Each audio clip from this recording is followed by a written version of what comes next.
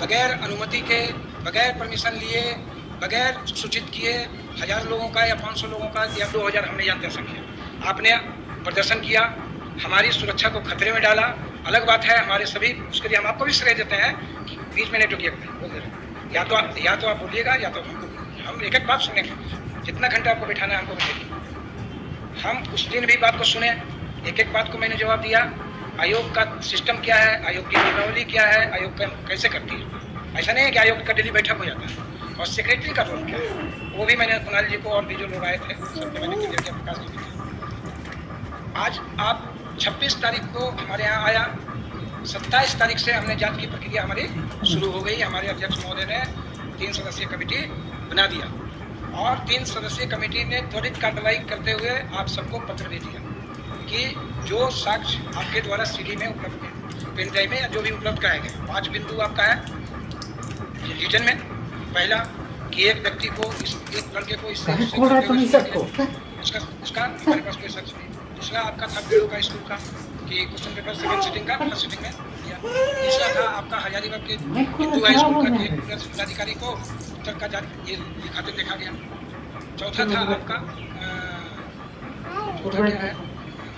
एक पॉइंट है आपका वो हाँ रिपिटेशन ऑफ क्वेश्चन, इस साल के इतने क्वेश्चन, इस साल के इतने क्वेश्चन। हम लोगों ने उसी दिन हाँ एक था आपको गलत बढ़ गया और एक था आपको एजेंसी से कड़ी कार्रवाई, एजेंसी से पूछताछ की जा सकती है। मंगा देंगे प्रदेश को बोलिए फाइल जा देंगे जो इनका परिवार में बना आया है। सभी बिंदुओं पर हमने एकदम आप नए या तो आप जब बोलिएगा तो हम सुनेंगे या तो हम जो अभी तक किए हैं हम उसका ब्यौरा रखेंगे। हमने सभी कार्रवाई कर दी। हमने जैसे हम उस सीडी को, चूँकि हमको देखे कि बहुत ज़्यादा ये मामला इधर उधर हो रहा है, तो पेन ड्राइव का तो हमको लोकेशन मिल गया पूरा प्रिंट आउट। पेन ड्राइव को हमने बढ़िया से खंगाल दिया। पेन ड्राइव का जितना माइक्रो ऑब्जर्वेशन करना था हमने कर दिया। हम उसमें 4 गवाह हमको मिल गए कि 4 गवाहों से पूछताछ अनिवार्य है। एक वो जिसने वीडियो बनाया है, दूसरा वो जिसने अपने एडमिट कार्ड के ऊपर 16 प्रश्न और 52 प्रश्नों का उत्तर दिया, 2, और तीसरा जो आपका फटा हुआ टुकड़ा है, वो सब पर हम ऑब्जर्वेशन कर लिए। अब जो हमको 3 रिपोर्ट आना है बाहर से, एक एजेंसी से हमको लेना है उसका पक्ष, दूसरा राजीव डीसी साहब के यहाँ से आ गया, हजारीबाग डीसी के यहाँ से 1 पॉजिटिव बन गया है, आ गया। उसी क्रम में हम सीडी को उसी रूम में लगाए।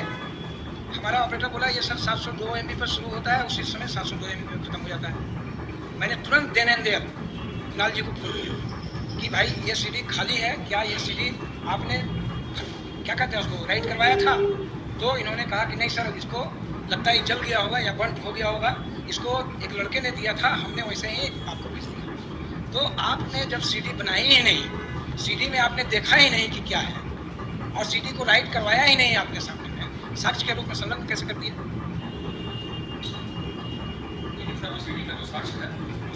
फिर भी हम बोले कि कुणाल भाई हमको पेन ड्राइव के रूप में या फिर से सीडी का, अच्छा मान लीजिए बनते हो गया, या आपका आरोप हो सकता है कि हम कर दिए होंगे, ये हो सकता है।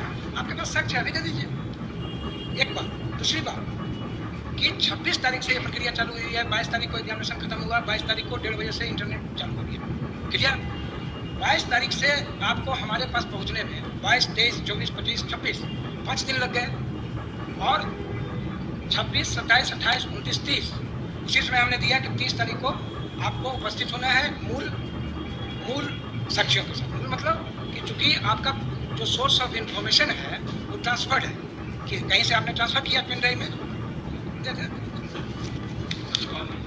अरे हाँ देख लीजिए,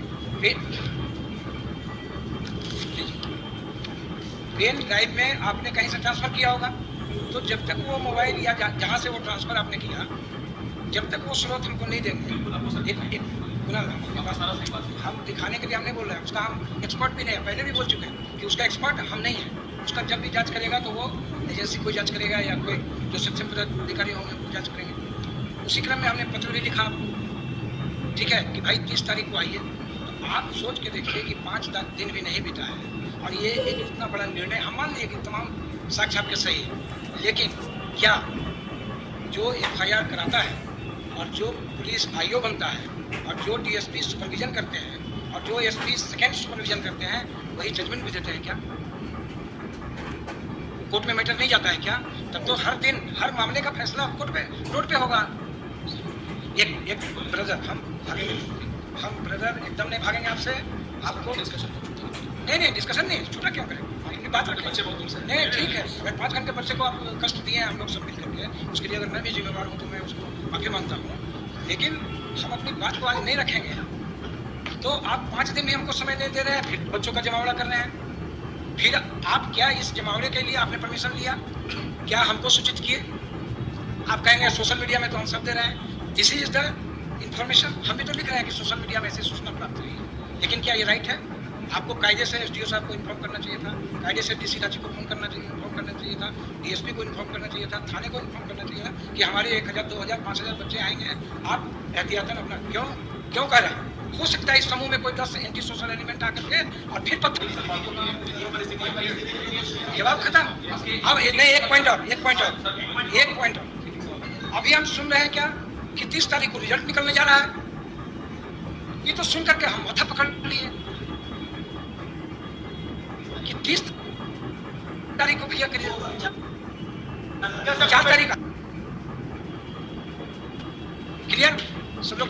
बहुत परीक्षा का रिजल्ट आया होगा कि जिस एग्जाम में 3 लाख बच्चे बैठे हों, जिसके 18 लाख आंसर शीट हो, OMR हो, उसका 22 और 10 12 दिन में रिजल्ट आ सकता है क्या? सोच के बताइए, हाँ या नहीं?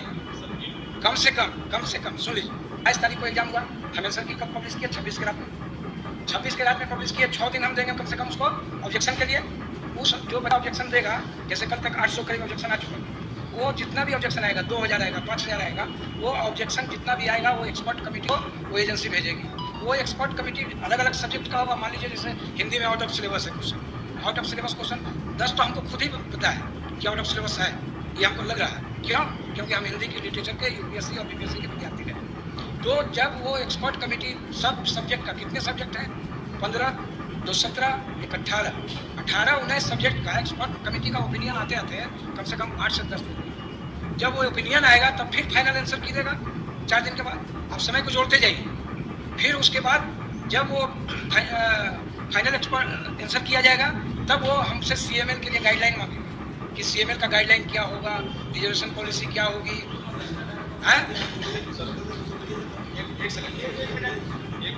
तो ये अफवाह फैलाना ठीक नहीं है सोसाइटी के लिए।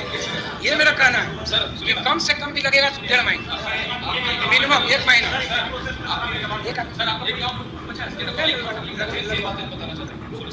सर सबसे पहली बात कि आप जो बोल रहे थे कि बच्चे 4 तारीख को अफवाह उड़ा रहे हैं कि रिजल्ट आ जाएगा, बच्चे ने कुछ सोशल मीडिया में आपको बता दूं सर कि अफवाह झारखंड कर्मचारी चयन आयोग के चेयरमैन प्रशांत कुमार साहब ने बताया। गुनेगार तो यहाँ पे आप सबको साफ दिख रहे हैं। उस दिन प्रेस कॉन्फ्रेंस में मीडिया के सामने बकायदा उन्होंने ये बोला कि कल हम आंसर की जारी करेंगे।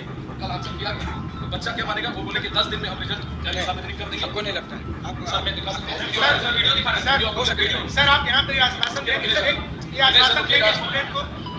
भाई। एक आदमी बोलिए ना, 12 फारी बोलिए ना, हम चाहते हैं हर आदमी बोलिए। उसके बाद 1, 2, 3, 4, 5, 6, 7, 8, 9, 10 हर आदमी 10 मिनट बोलिए।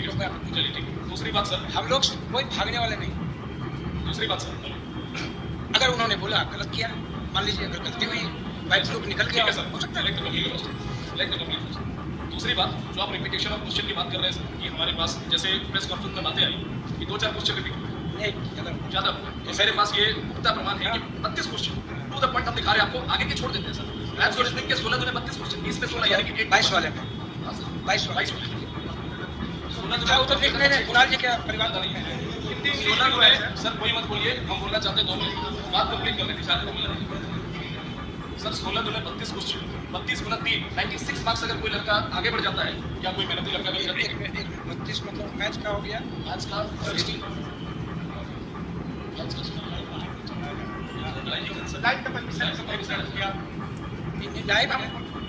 हम चला रहे हैं।